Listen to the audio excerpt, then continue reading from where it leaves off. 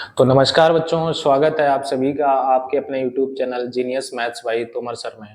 तो बच्चों, आज हम क्लास 12th के लिए गणित में सबसे ज़्यादा इम्पोर्टेंट टॉपिक लेकर के आए हैं।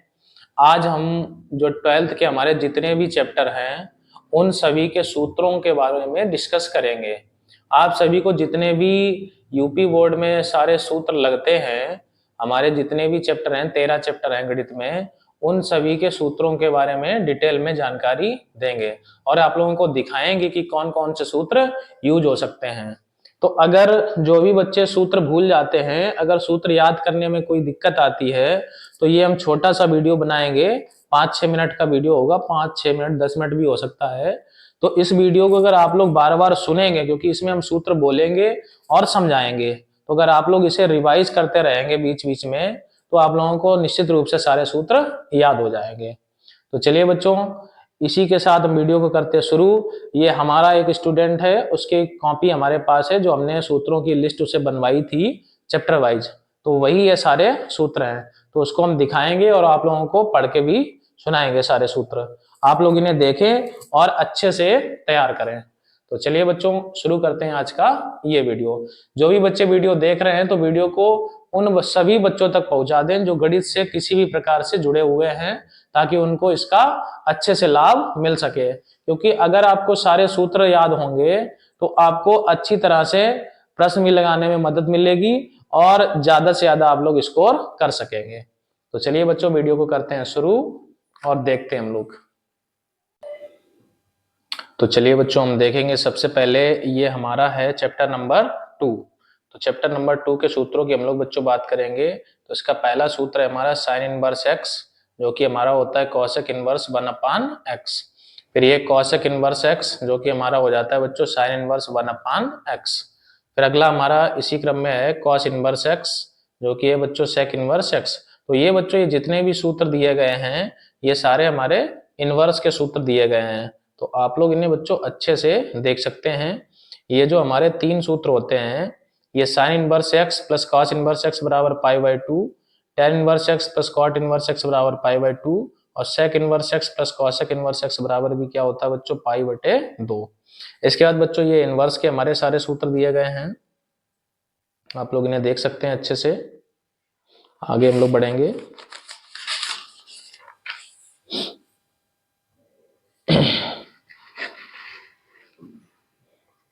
देखते हैं बच्चों, ये हमारे tan inverse x plus tan inverse y का सूत्र दिया गया है, tan inverse x plus y बटे 1 माइनस xy। इसी प्रकार ये हमारा फार्मूला है, माइनस वाले में यहाँ माइनस करते हैं और नीचे क्या कर देते हैं प्लस। ये हमारा कॉट का फार्मूला है, कॉट का ये प्लस वाला है, कॉट का माइनस वाला है। ये 2 कॉट इनवर्स x का कॉट में चेंज करने का है, 2 tan इनवर्स x का tan में चेंज करने का, 2 tan इनवर्स का साइन में चेंज करने का, और इसका कॉस में चेंज करने का। इसी प्रकार बच्चों 2 साइन इनवर्स का साइन में चेंज करने का और कॉस में चेंज करने का, 2 कॉस इनवर्स एक्स का कॉस में चेंज करने का, 3 साइन इनवर्स का बच्चों ये फार्मूला है। फिर sign inverse x plus sine inverse by, इसमें दोनों सूत्र प्लस माइनस वाले लिखे हुए हैं हमारे। प्लस वाले में ऊपर क्या रहेगा बच्चों प्लस, और माइनस वाले में क्या रहेगा माइनस। इधर बच्चों हमारा कॉस इनवर्स में क्या रहेगा, प्लस वाले में रहेगा माइनस, और माइनस वाले में बच्चों क्या रहेगा, इसमें रहेगा प्लस। ये 3 tan इनवर्स का बच्चों फार्मूला लिखा हुआ है। इसके अलावा इस पे आएंगे बच्चों, ये 3 cos इनवर्स x का फार्मूला है। फिर tan inverse x plus tan inverse y plus tan inverse z का सूत्र है। cos टू थीटा के बच्चों ये चारों सूत्र लिखे हैं, ये बहुत इंपॉर्टेंट हैं, सबसे ज्यादा यूज होते हैं। अवकलन में भी, समाकलन में भी, हर जगह यूज होते हैं। साइन टू थीटा, ये भी फार्मूले बहुत इंपॉर्टेंट हैं, ये भी यूज होते हैं। और tan टू थीटा, यानी बच्चों tan टू थीटा के जितने सूत्र हैं वो सारे के सारे यूज होते हैं। फिर बच्चों हम लोग आएंगे चैप्टर नंबर 3 पे, आव्यूह। तो अव्युत्क्रमणीय आव्यूह बच्चों क्या होता है, जिस सारणिक का मान शून्य हो जाए, यानी उसका बच्चों ये जो डिटरमिनेंट है ये शून्य हो जाए, तो वो कहलाता है अव्युत्क्रमणीय आव्यूह। व्युत्क्रमणीय आव्यूह बच्चों क्या हो जाता है, जिसका डिटरमिनेंट नॉट इक्वल 0 हो, मतलब शून्य नहीं हो, तो कहलाता है व्युत्क्रमणीय आव्यूह। सममित आव्यूह बच्चों क्या होता है, सममित आव्यूह यानी ऐसा आव्यूह जिसका डैश करने पर वही आव्यूह वापिस आ जाए। डैश मतलब उसका परिवर्त आव्यूह। पंक्तियों को कॉलम में और कॉलम को पंक्तियों में बदल देते हैं तो सममित आव्यूह कहलाता है। ये बच्चों विषम सममित आव्यूह का सूत्र है। उसका डैश करने पे माइनस का वही आव्यूह आ जाए। परिवर्त आव्यूह क्या होता है? किसी आव्यूह की पंक्तियों को स्तंभों को आपस में बदल दिया जाता है तो उसी को हम लोग डैश बोलते हैं, यानी कि परिवर्त आव्यूह बोलते हैं। इसे बच्चों हम लोग ट्रांसपोज भी कहते हैं। और ये कुछ आइडेंटिटी है बच्चों कि ए और ए इनवर्स का जो मल्टीप्लाई है वो क्या आता है? आई, यानी आइडेंटिटी आती है। और ए और आई का मल्टीप्लाई बच्चों क्या आता है? ए, क्योंकि आई की वैल्यू होती है 1। व्युत्क्रम के लिए बच्चों क्या होता है? व्युत्क्रम के लिए हमारा सूत्र लग जाता है। कौन सा सूत्र लग जाता है बच्चों? ए बराबर आई ए। और देखेंगे बच्चों सारणिक पे आते हैं। ये कुछ रूल लिखे हुए हैं, ये आप लोगों को याद होगा। अगर यदि किसी सारणी की किसी पंक्ति या स्तंभ का प्रत्येक अवयव शून्य है तो सारणी का मान क्या हो जाता है? शून्य। यदि किसी सारणी की पंक्तियों का स्तंभों में तथा स्तंभों का पंक्तियों में विनिमय कर दिया जाए तो सारणी के मान में कोई परिवर्तन नहीं होगा। यानी पंक्तियों को स्तंभों में और स्तंभों को पंक्तियों में बदल दें तो सारणी का मान नहीं बदलेगा। अगला बच्चा क्या क्वेश्चन है इसमें? यदि सारणी की किन्हीं दो समांतर आसन्न पंक्तियों या आसन्न स्तंभ का परस्पर विनिमय कर दिया जाए तो सारणी का मान नहीं बदलता किंतु चिन्ह बदल जाता है। यानी कोई भी दो समांतर पंक्ति या समांतर स्तंभ हो, उनको आपस में बदल दिया जाए तो सारणी की वैल्यू नहीं बदलेगी बल्कि उसका केवल सिंबल बदलेगा, यानी चिन्ह। फिर बच्चों अगर कोई भी दो पंक्ति या दो स्तंभ समान है तो सारणी का मान शून्य हो जाता है, ये रूल है। ये बच्चों सूत्र इंपॉर्टेंट है। 3 बिंदु दिए जाएं तो सारणिक से त्रिभुज का क्षेत्रफल कैसे निकालेंगे, आप लोग देख लें इसे। दो बिंदुओं से होकर मिलाने वाली रेखा का समीकरण, दो बिंदुओं से होकर जाने वाली रेखा का समीकरण है ये। इसे भी बच्चों आप लोग ये देख लें। उप सारणिक या सहखंड कैसे निकाले जाते हैं, ये इनका प्रोसेस लिखा हुआ है बच्चों। ये पूरा सहखंड निकालने का प्रोसेस है। आप लोग इसे चाहो तो वीडियो को पॉज करके आराम से पढ़ सकते हैं। फिर किसी पंक्ति के स्तंभों का अवयवों का प्रयोग कर सारणी को हल करना, ये कैसे हम लोग सॉल्व करते हैं, ये इसका फार्मूला है बच्चों। इसमें क्या होता है? A21 और कैपिटल A21, यानी ये सहखंड है और ये हमारा आव्यूह है, इनका आपस में मल्टीप्लाई है। एडजॉइंट बच्चों कैसे ज्ञात किया जाता है? सहखंडज, उसका ये पूरा प्रोसेस यहाँ पे लिखा हुआ है। आगे बढ़ेंगे बच्चों। सारणी का प्रतिलोम क्या होता है? ए इनवर्स, इसका सूत्र adjoint A upon determinant A. आव्यूह विधि द्वारा कैसे सॉल्व किया जाता है उसका प्रोसेस लिखा हुआ है बच्चों। इक्वेशन दी जाती है, ए निकाल लेते हैं, बी निकाल लेते हैं, फिर उसमें x बराबर, x को हम लोग एक्स वाई जेड मानते हैं। ए इनवर्स निकालने के बाद कैपिटल एक्स बराबर ए इनवर्स बी सूत्र लगाते हैं। तो ये इसका प्रोसेस है, सूत्र भी है। क्रेमर विधि से कैसे सॉल्व करते हैं बच्चों? सबसे पहले डी निकालते हैं, फिर इसके बाद हम लोग डी के प्रथम स्तंभ को अचर पद में बदलते हैं जिसको हम लोग dx कहते हैं। द्वितीय स्तंभ को बदलेंगे dy कहेंगे, तृतीय स्तंभ को बदलेंगे dz कहेंगे। x बराबर सूत्र हो जाता है dx अपॉन डी, y बराबर dy अपॉन डी और z बराबर dz अपॉन डी, और इससे हमारी वैल्यू निकल के आ जाती है। एक बच्चों ये भी सूत्र है, एडजॉइंट a बराबर डिटरमिनेंट a की होल पावर n-1। चलिए बच्चों आगे बढ़ेंगे। अवकलन के ये हमारे सूत्र बच्चों। सातत्य के लिए क्या होता है, ये इसका सूत्र दिया गया है। सतत का परीक्षण कैसे करेंगे? असतत कब होता है? जब दोनों लिमिट नॉट इक्वल होती हैं। ऐसे ही ये अवकलन के सूत्र हैं। साइन एक्स का कॉस एक्स, कॉस का माइनस साइन, टेन एक्स का सेक स्क्वायर एक्स, सेक का sec into tan, cot x का minus cosec square x, cosec x का minus cosec x into cot x. बच्चों वीडियो को थोड़ा जल्दी इसलिए बनाना पड़ रहा है कि वीडियो ज्यादा बड़ा ना हो। हम चाहते हैं कि 10 मिनट के अंदर अंदर आपको सारे सूत्र दिखा दिए जाएं। तो आप लोग बच्चों देख सकते हैं ये इनवर्स वाले हमारे सारे सूत्र हैं। आप लोग इन्हें अच्छे से देख लें और नोट भी कर लें जिन बच्चों के पास नोट नहीं है। ये सारे सूत्र हैं बच्चों अवकलन के। इधर ये बच्चों अवकलन के अनुप्रयोग के बेग बराबर विस्थापन बटे समय अंतराल। बेग किसको कहते हैं? Dv upon dt। और ये बच्चों त्वरण का डी अपॉन dt।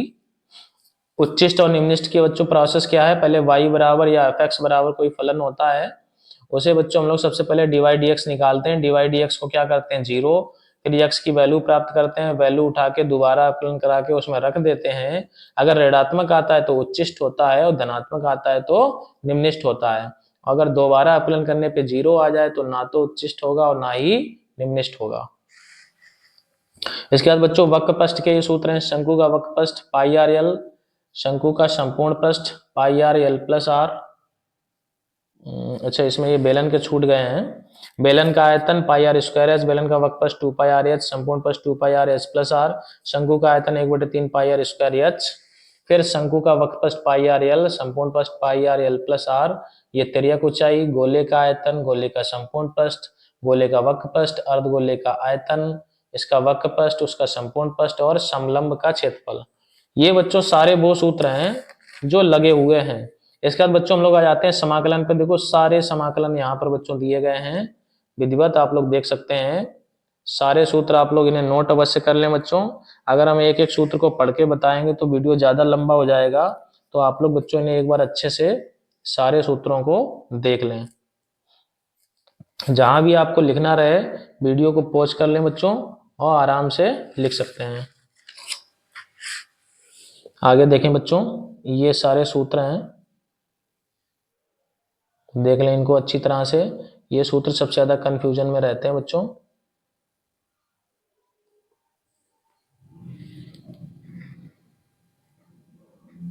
इसमें से बच्चों ये वाला सूत्र ये वाला सूत्र गलत लिखा हुआ है, 27 नंबर वाला सूत्र, इसको हम सही कर दे रहे हैं।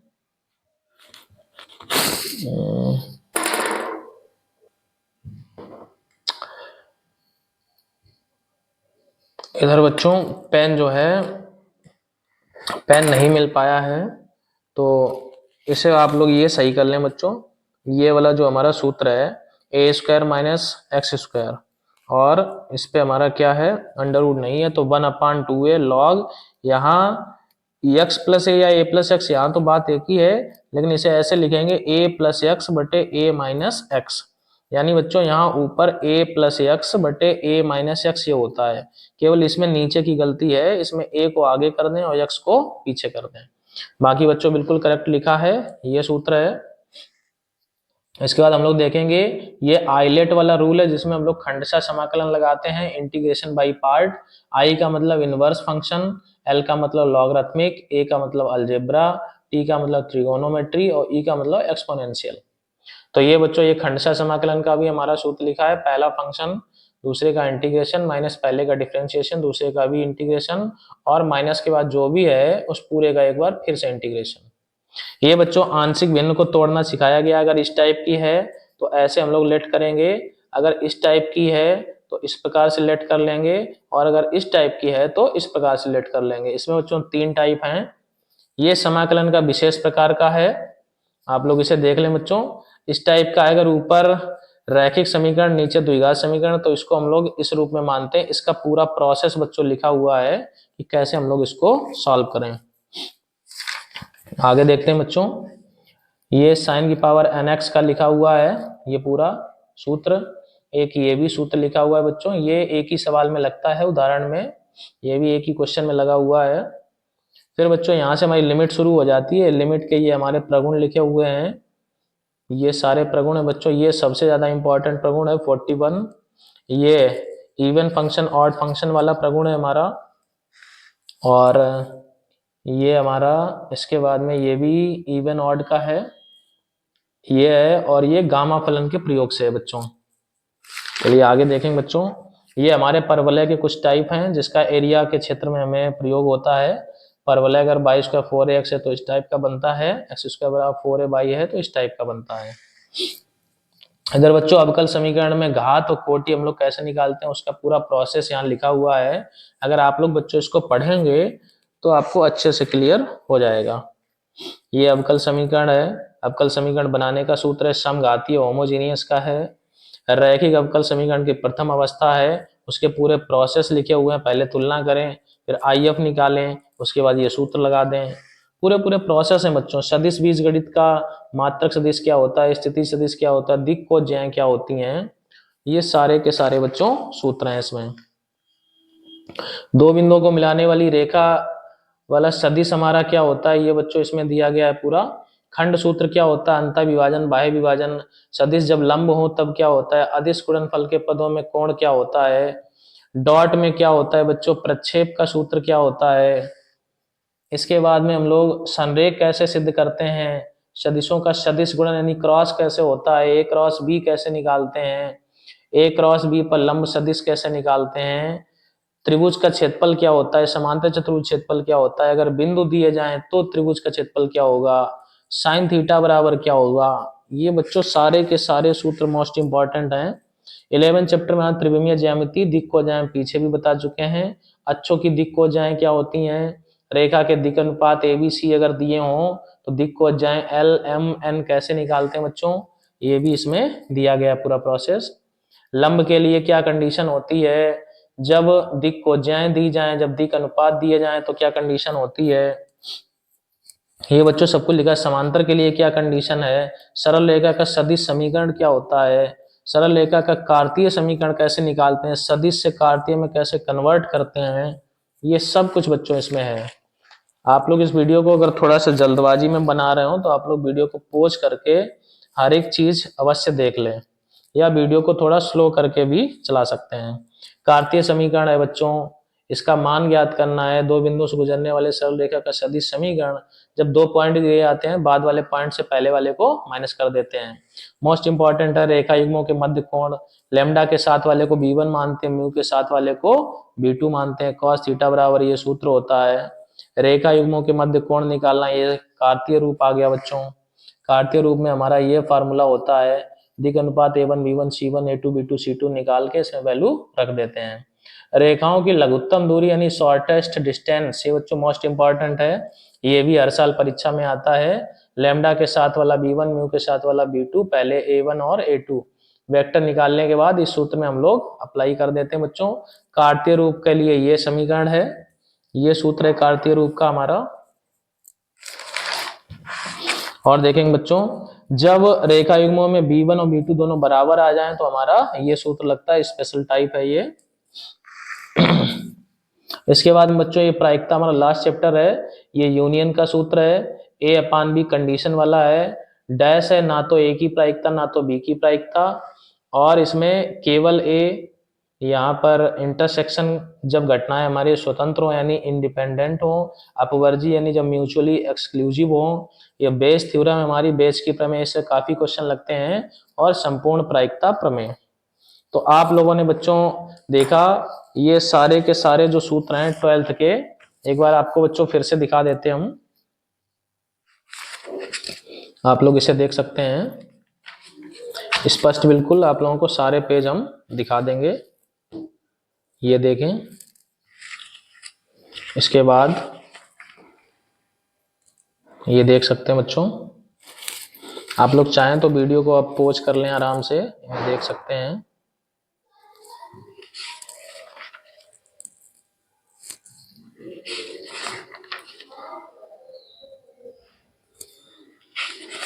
सारे सूत्र बच्चों ये चैप्टर वाइज लिखे हुए हैं, आप लोग इन्हें बच्चों याद अवश्य करते रहें, इसीलिए हमने अपने सभी बच्चों को ये सूत्र लिखा दिए हैं और ये सूत्र की कॉपी ये बनवा दी है। तो जो बच्चे हमसे ऑनलाइन भी जुड़े हैं या किसी भी प्रकार से पढ़ रहे हैं तो वो बच्चे भी सारे सूत्र एक जगह लिख लें और इनको हमेशा याद करें और हमेशा अपने दिमाग में रखें। ये देख सकते हैं बच्चों,